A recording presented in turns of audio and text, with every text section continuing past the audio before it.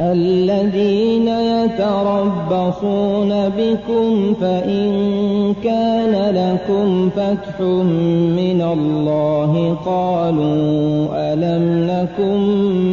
معكم وإن كان للكافرين نصيب قالوا ألم نستحوذ عليكم ونمنعكم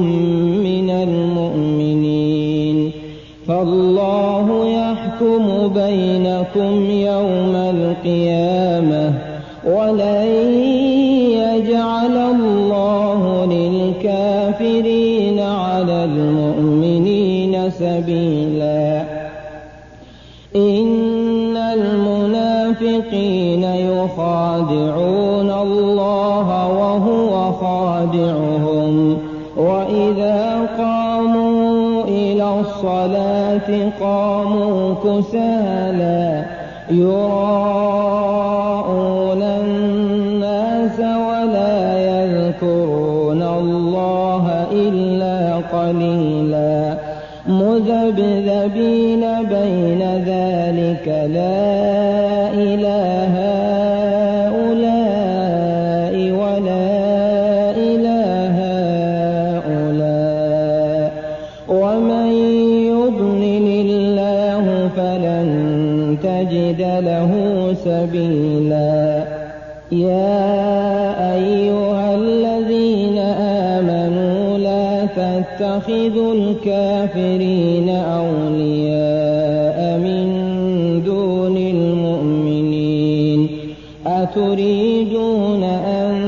تجعلوا لله عليكم سلطانا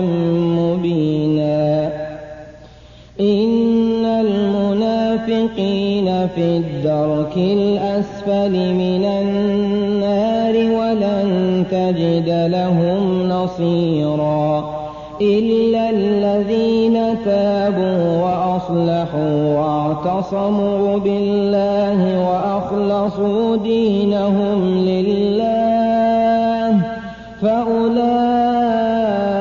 مع المؤمنين وسوف يؤتي الله المؤمنين أجرا عظيما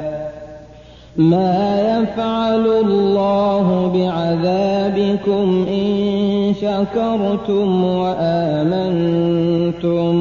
وكان الله شاكرا عليما